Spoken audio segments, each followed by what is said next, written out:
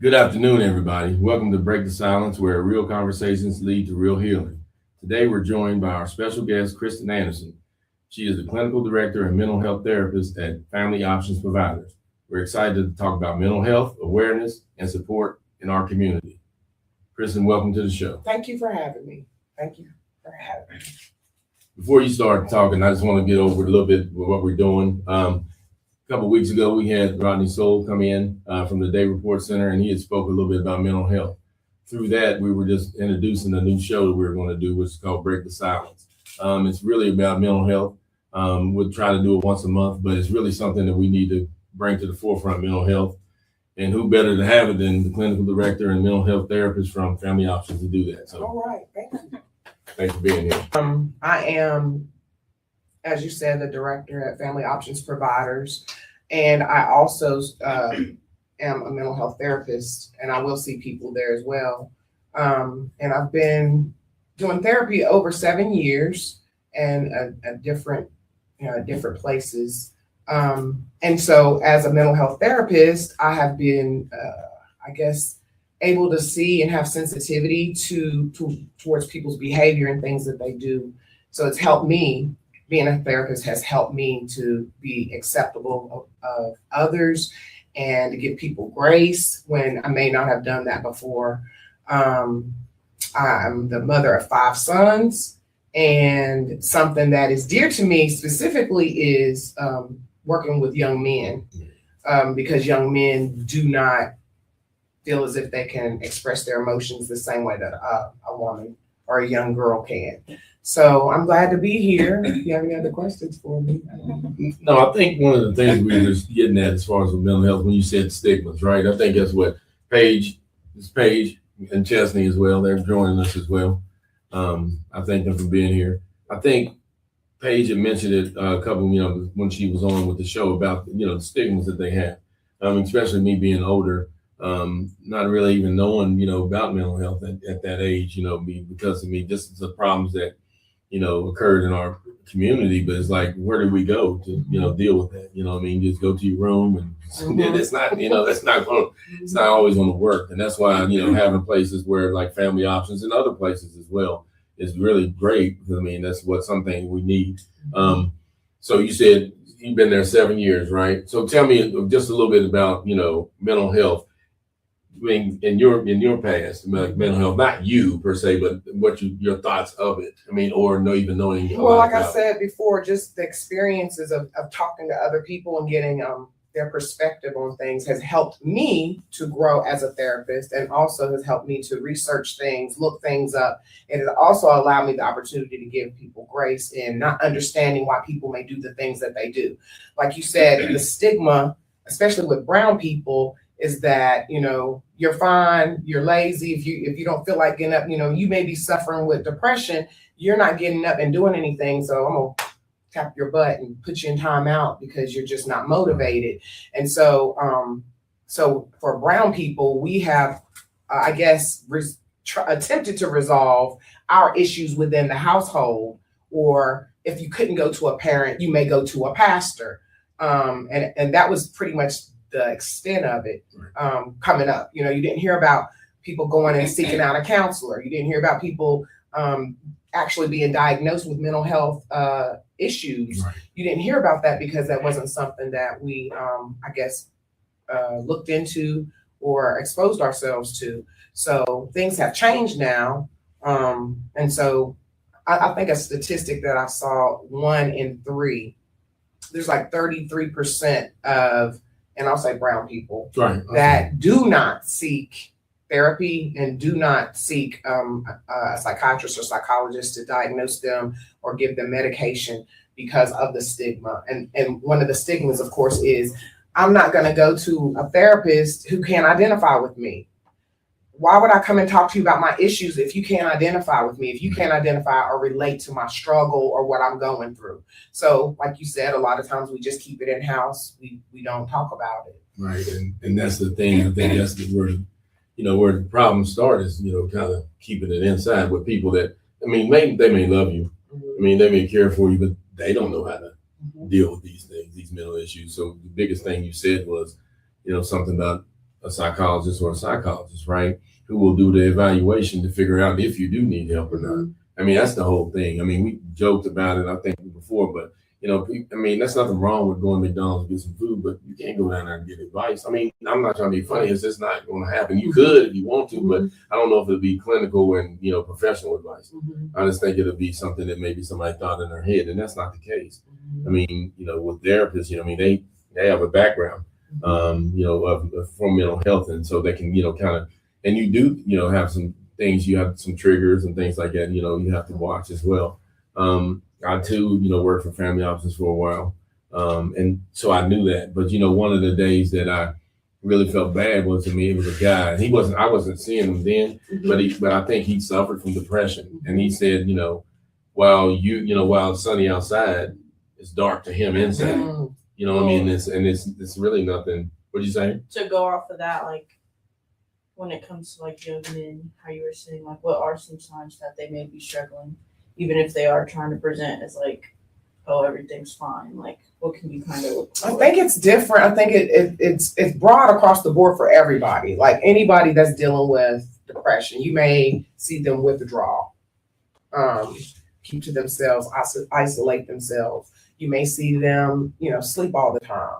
You may see them. There's basic things that you can determine and think that they are dealing with depression, but it shows itself differently in different people. Some people are depressed, but they function every single day. Right. Like he said, with the dark, they feel like they're in the dark, but they still function. Meaning, I have to go to work, I have to pay my bills, but they still feel like crap.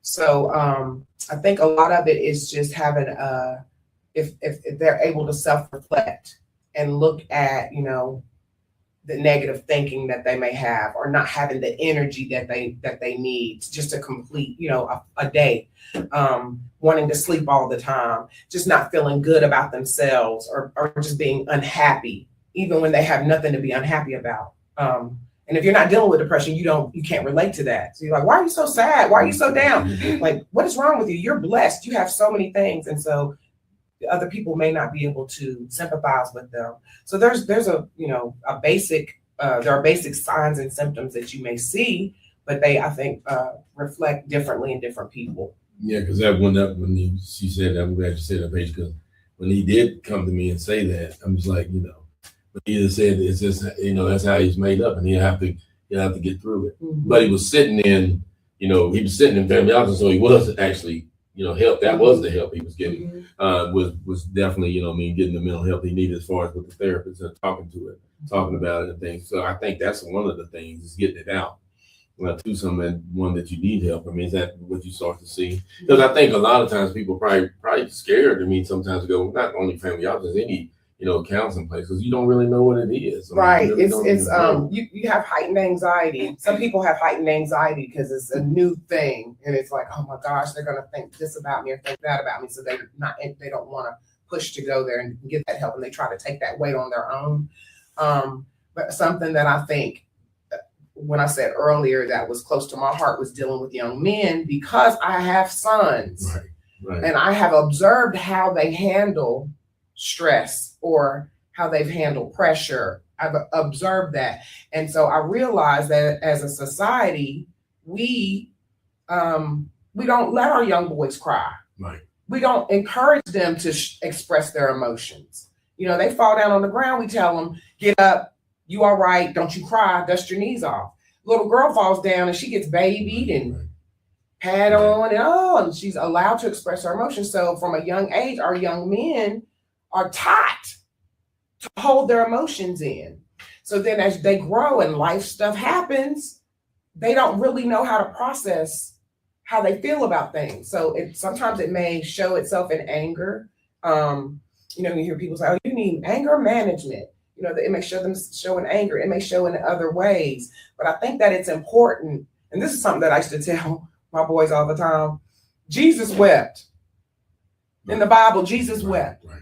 He's the ultimate example of a man. Right. And so if he cried, then you can cry. See, I was going to ask you that. That's what I was going to ask you, about, not the counselor, Miss Anderson, but actually the mom. I mean, what would you tell them? Which you just said it. I mean, I think that's one of the, and now you look at it, think about it. just telling them that Mhm. is a good thing to, express your emotions. Because like you said, from when we were boys, Better you not. better not You cry. better get up. I mean, I know when they play, I used to umpire in baseball, and somebody get hit by the ball, and it hurt, man. Just, don't rub it, don't rub it. Me going at you, it hurt though. I mean, yeah, rub it. I mean, Right. because I know they're kind of joking, but when you suppress your feelings, it's a problem. It'll become a problem. It can blow up. Somebody was saying a long time ago, just like that's a water bottle, but imagine it not being, and you keeping all that stuff underneath there. Mhm. If you open it up, it's going to explode. I always tell people that that especially young men, they've been taught to walk around and they're emotionally constipated.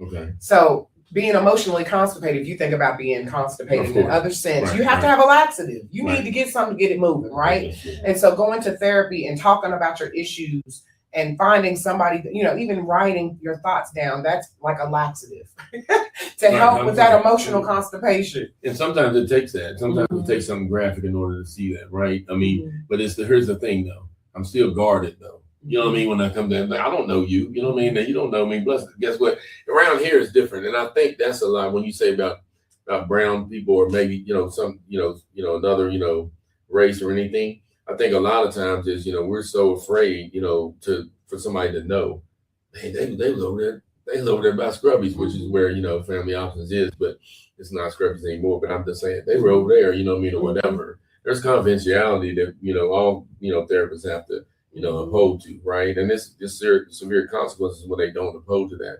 But I think a lot of times that's why people don't want to. It is because of that, and it can be based on culture. People in the Indian culture, they resolve their issues totally different than we may in American culture, and it's no different in these subcultures. Okay. So we're in Appalachia. We deal with people that live in hollers that may have limited exposure, limited education. And so they may handle things totally different than you have the culture of the red brush, East Beckley. And you can't, present yourself in a vulnerable way because then you'll be looked at as a wimp or, or whatever. So I think that is what makes it difficult to seek help and to seek counseling too. And it does. And it's just, so coming on, a platform to talk about it, like I said before, is a big thing because you have to understand what's normal. It's normal to try to go. It's normal to try to go to a professional to get things done. Even when I had a group of young gentlemen on here and men and women, on here, and we were talking about fixing your car. Well, you need to go to a mechanic. You gotta go to a mechanic. You can't keep letting people fix this car that don't even hardly know what they're doing. They say they do, but they don't. But you trust them because somebody else referred them. Well, that's what a doctor does. He refers you to a therapist. And when he sees that, maybe it's some mental issue things going on or mental health things going on, they refer you to a psychiatrist, to a counselor. But, sometimes reluctant. And hopefully this will help. Like I said before, seeing you, down to earth, easy to talk to. And, you have other therapists, a wide array of therapists, I'm sure, that talk about different things. You also deal with substance abuse too, right? Yes, we do.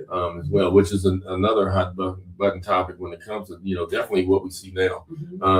But that's a way to deal with it as well. So you do that as well in Family Options. So we have a sister, it's all under the same umbrella, Family Options and Lifeline Addiction Specialists. We're neighbors, but we are the same. Gotcha. And so people that have addiction issues will go to, we'll do their intake and then they'll go to Lifeline and see the doctor. Good. And sometimes you don't have to come in, you can do it over telehealth. Good.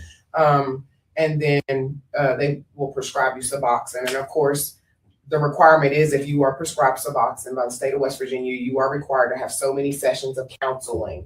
And the counseling is to help, change your way of thinking, those type of things. So we do work hand in hand with with substance abuse issues. So, and that's good. I think, like I said before, I've had a lot of experience working in Lifeline as well. But I see, like you said before, that's one component. We talk about Suboxone, people say, oh, they think. But it's the other part. It's the counseling part that's important as well, because it's rebuilding, right? Because when your mind's, let's get it right. I know we talk about mental health. When you have a substance abuse, issue, your mind is very foggy. Mhm. Your mind's very foggy, so you're not really thinking coherent. Well, now once I get something to settle you to think coherent, now I can maybe bring some other, information into you. You know what I mean? It's kind of like, I joke, but it means your conscience and your subconscious. Your subconscious mind pretty much runs a lot of what you do, right? And what I mean by that, like going home, like you driving home, you'll go home. I'm already home. Yeah. You ain't even think about it, but once you left some Because family it's a house, pattern of it. The pattern of behavior is a habit. yes, of course. So you don't even think about it. You're exactly right. And nobody is born and says, when I grow up, I want to be addicted to drugs. Nobody does that, right. And so they've learned how to cope with stuff, life stuff, right, by using substances. And then it continues, that pattern of behavior continues. Now I got two problems. The problem I had before, now I have this substance use issue as well. So now you never really get away from it. And So you now have to that's learn new ways right. of coping. And I like to talk like that's why I said, because when we say that, about, Lifeline or any Suboxone or whatever, methadone, it's just getting down to the root of the problem as well, even though I know, but some people that's medically assisted, treatment. Exactly. That's what MAT is what it's called. So that's one way. This, way as far as mental health is another way too as well. I mean, and that's why, before we, maybe don't even get to the substance, you can get it solved before then. That's why it's hard, sometimes for little kids, and like I said, if the parent don't believe in counseling, and sometimes the kid might not. Man, Or the kid that's might another not. story too. Yeah. I mean, Dealing with kids. It's right. And not with substances, just with mental health. Right.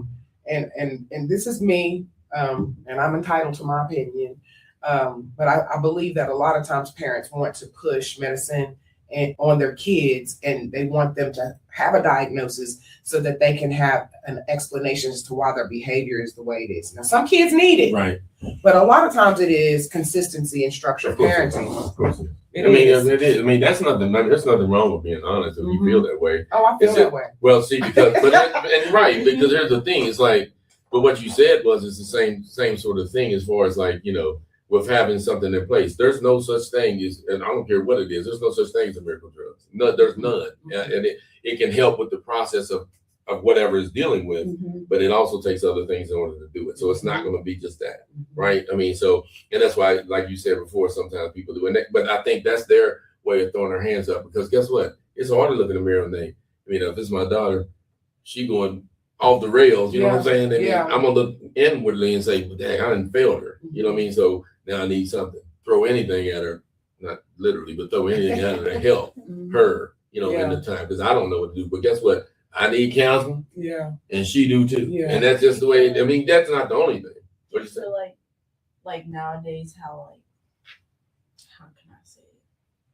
Like the newer kids with like younger parents, do you feel like you're seeing more like mental health issues in them, like opposed to the older generations? You mean in the parents or the kids? The kids. Does that make sense? So there are different diagnoses that you see with children, and especially in this newer generation. And I read up on certain things, and I do believe that a lot of things are environmental.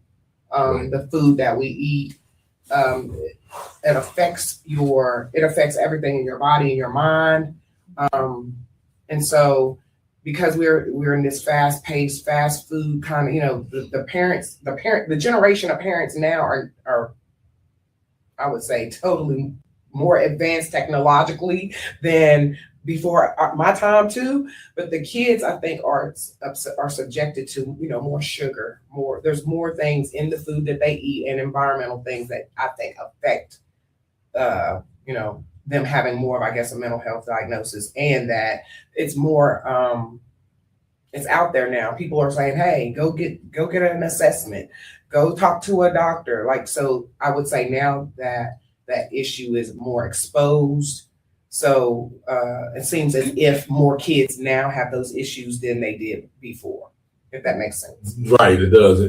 But I believe it's just to the forefront now that people are willing to get there. Before we wasn't really. I'm telling you, we wasn't. I know me. I needed it. You know what I mean? I'm telling you, I needed it. telling my daughter, and her issue was totally different, but well, I'll just tell you, when I was younger, I worried so much my hair fell out. You know what I mean? Like patches of it fell out. I mean, so I was worrying. I think I was like 12, whatever. And then it took, us to go to a couple of different doctors, right? Medically, right? Because we're going to rule this out medically first. Wasn't nothing wrong medically. And that's what the doctor told my mom. He says, there's nothing wrong with him. But, medically, it's worrying. It comes from worrying. Yeah. And I was. About things I could not, really control. You know what I mean? And that's the thing. So it's like, once you see that, but kids don't know that, or whatever, and you build like a, because, kids, patches out your head, stuff like that, they laugh and stuff like that, and it just, especially in the height of, we had junior high, not middle school. We had junior high, and it was different, man, but, it's just, I wish, we could have reached out and went to, definitely someone.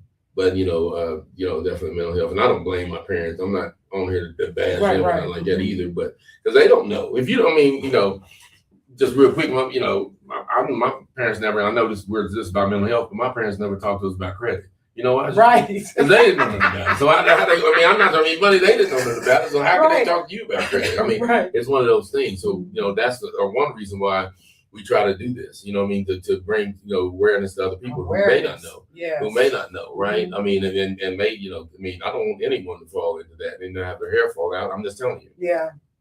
But your body will, I hate to say it, but your body will betray you. Yes, it will. Because of the things that and like, before COVID, this is before COVID, and I don't know the exact number, but they said around 70% of the people in the hospital were there from mental health issues or worrying and anxiety more than anything else, because your body will start, like I told you, it just did my hair, but it does other things. Ulcers, you've heard of ulcers and stuff like that as well. You start, right? It'll start to tear you up, and it'll start to betray you because you need all the things and you can't carry all of that. You know what I mean? There is another way. We know another way, but you can't carry all that.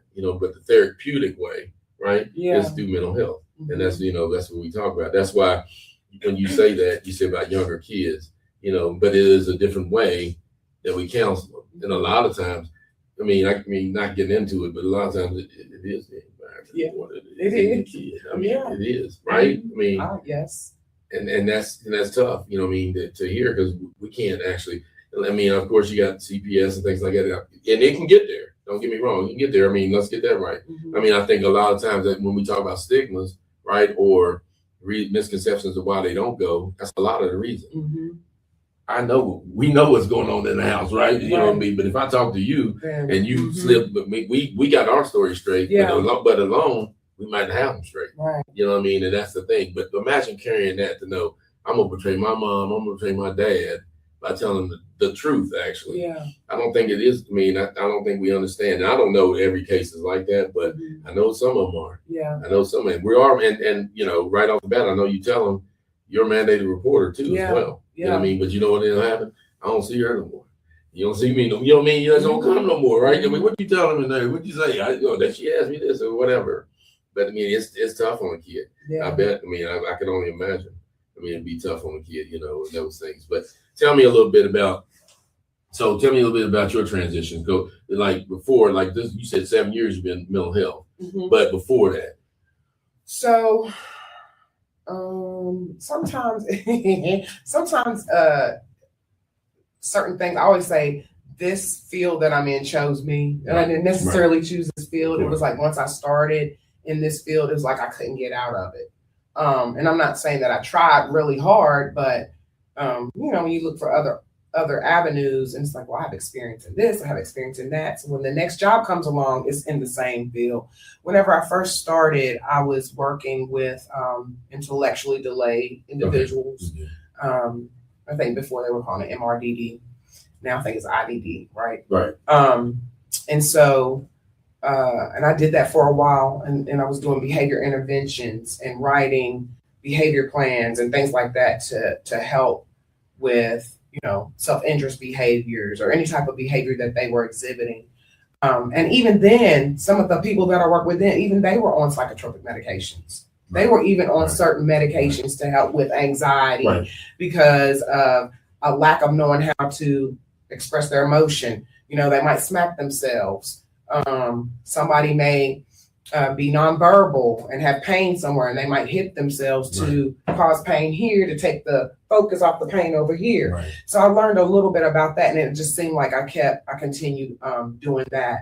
And then of course I got into some supervisory positions, and then decided to just do therapy as an independent contractor with individuals, and it got heavy. Oh yeah. It is so heavy. And the reason why I decided to do that, it was like in my family, not about any choice of my own, but people would always say, "Oh, you're the voice of reason," and they all would come to me for advice. Right. And I'm able to give you all the advice in the world, but Right. the issue is like, can I apply it to myself? Of course, yeah. So then it just kind of continued from there. And then, so like you said, and it does. I mean, it's a different though. It's hard to. I tell anybody this, and you know this. I mean, I tell them sometimes it's hard to shut off It is your life. Not saying we're professionals. I'm not saying that, but it's hard to shut off your life and then deal, and be objective about It this. is. And It's that's the emotional. thing. Like when you pour into somebody, or they're unloading on you, Oh yeah. and you might see 8 people in a day. That's 8 hours, pretty much, of people, expressing needing a resolution, talking, and you carry that, and it's hard not to, even if you try not to, because you care. Yeah, exactly. You care for the people, and you're pouring out, and you're pouring out, and you're pouring out. So it's often that you will find therapists leave their positions because of burnout. Right. And which is hard too, because once somebody's established a rapport with you, then their therapist leaves them, I mean, that's, yeah, you're right. And it may not just them leaving just because of that, but they may get more pay somewhere else or whatever. But it seems in the nature of the beast is that you may start a relationship with someone in therapy, and then they end up shifting. But you have the right to go where your therapist goes. Right. And people don't know that. Like if And you leave and come over here and you my therapist, I'm coming with you. That's my choice, and I can do that.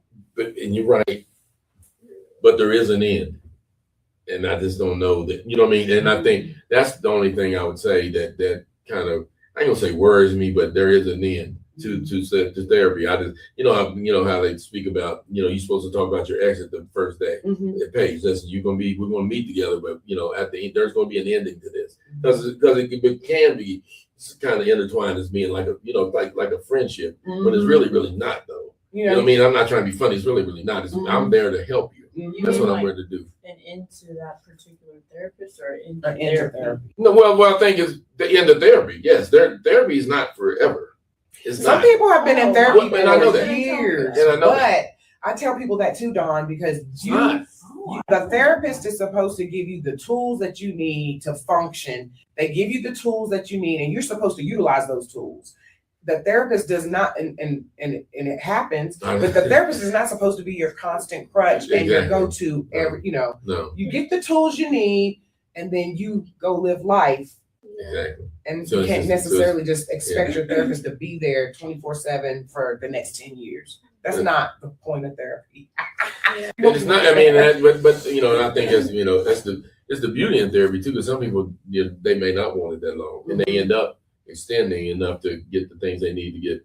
Maybe not resolved, but like I told you, but able to deal with it in their way, right? I mean, and deal with it in that way. I think some severe trauma. When there's severe trauma, and there's exceptions to the rule. I think people that have severe trauma may need therapy a lot longer. Yeah, that's what I said. I don't know. Because there's components, there's Of course. compartments that they have to work on, and as they get this better, then they can work with this and get this better. So there are exceptions to the rule. And that's what I'm saying. There is time limit. I didn't put a time on because I don't know, but I mean there is. They used to say 10 sessions. Depends. I mean a lot of times the sessions they have, but I do know that the more you do see someone, right, the more sometimes even, and I just tell you, sometimes even your life, not that you're telling them that because you're not doing that, but you don't even have to do it. They can see it on you. They can see it on you, and then and it's something you have to like I said before, be professional about it. Don't get me wrong, but we go through things, and everybody does, right? You know how when we say carrying things in or whatever, but it's just like something, but their lives on the line. So you got to that's why I was telling you about being objective and not so much, bringing it in. But therapists, I mean, they have a tough time as well too. But at least you know that I mean, you're trying to help, like you said, for and give the tools, and you got to get back into it with the tools that you need in order to help others. And I think that's a good thing as well. But it also helps us, right? I mean, it did me. I mean, like I said, it did me. I mean, I knew, a long time ago that I had a substance abuse issue. This was a lot of years ago, but I knew I did, right? But it was never really put to the test until I started doing it myself, like doing substance abuse, counseling, because then it seemed like sometimes they were talking to me. I'm just telling you. It seemed like sometimes, well, who you talking to? I mean, they really not, but the way they were going about it in my mind, I'm thinking, well, shoot, I used to think like that, or whatever. So then you can kind of see that, as well. So, these things are very common when it comes to it, right? Yeah. I mean, that's the thing that we don't understand. We're like people, right? But we're doing a job of mental health, right? Or trying to, help out as well. But sometimes, there is strict rules we need, and ethics that we have to carry as well. But I always think, who better can help someone with their issue than the person that can identify with that issue, the person that has gone through it, Right. lived it some kind of way. It's difficult, just like with, when we were talking before about parenting and things like that. You can read a manual and I can tell you, hey, this is what you need to be as a parent, but I can't truly relate to that person unless I'm a parent myself. You know what I'm saying? And that person may not even be apt to receive what I have to say, because I'm like, so when a therapist can identify in some way with the person that they're helping, like, substance abuse issues or any kind of issues, then I think that makes them an even better therapist. You can. I mean, like I said, you can go by the book, you can go by the academic aspect of it, but you can also relate to them differently. Right, you can relate, and like you said, you'll still have that basis of the tools in order to tell them which way to go, right? Because what worked for me might not work for you. True. You know what I mean, or work for you all either. It's not that way, so you have to kind of go about it in a way, like I said, it's still therapeutic. It's all therapeutic, but still, yet, like I said before, you have to individualize it. To the person, right? So tell me this. Tell me about the next step. So let's say I come to you for help, right? And you see that maybe what I'm going to do may be a little too much. Where's the next step, though? So and you mean after we started therapy? Right. And I'm not talking about maybe another level. Oh yeah. So and I've had that happen before, where I recognize, like, I cannot help this person. Right. Like, this is above my pay grade. Right. And there are some people that specialize in certain things that they're really good at, and then there's other people. So, psychologists, psychotherapists, psychologists, sorry. Right. And there's no shame in referring somebody to someone else that can handle whatever they are dealing with. There's no shame in that, because ultimately the ultimate goal is that we help this person, and recognizing that hey, I may not be able to help this person, so I'm going to refer them here. So that's exactly what I would do. Right. And have no qualms about it. Well, I think that's what it means. That's what it takes, right? I mean, once you start, you never know where a person might, when they open up, you never know where it might go as far as that goes. Yeah, you might see people, and there should be no competition in this field. Just let me just say that. Right, of course. It shouldn't be, because the ultimate goal is we need to help people. And if I recognize over here that we're unable to help you the way that you need the help, then why not refer them somewhere else that can? Right. Yeah. Because that's what I'm saying, because it can be reciprocated the same way, right? I think that's the thing. But I know, with everything else, competition comes into it. It does. And that's one of the things, And I, like I said, me personally working for family office, I knew that wasn't the case. I can make people feel I'm being biased. I'm not.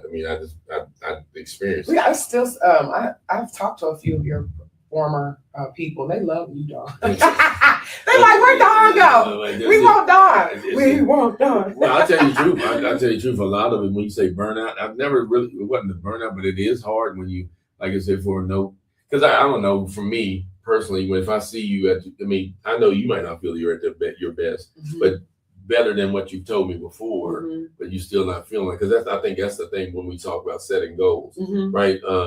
You have to set goals early to make them realize or see some tangible things that they can say, oh, shoot, I made a jump in this, or I've done these things. Basically like an evaluation of these things. But when they feel like, they're, because life sometimes, it's not a quick fix to any of it. You know what I mean? It's not. And sometimes, guess what? This is biblical, but forgiveness, you forgive them for you, not so much for them. Because a lot of things we've done in the past, you think that we can reconcile. That's reconciliation. That's not forgiveness. And reconciliation is when they accept it. They may never accept it. But when I'm bringing all these things up and I want it to be, back to, it may not ever be back to normal. And that's okay. The fact that now I still can build a bigger and better you through, the relationships that you form, especially with your kids and things like that. Because a lot of times, a lot of people, either lose their kids, to custody or whatever, and put them in safe custody and stuff like that, but they still need to be raised.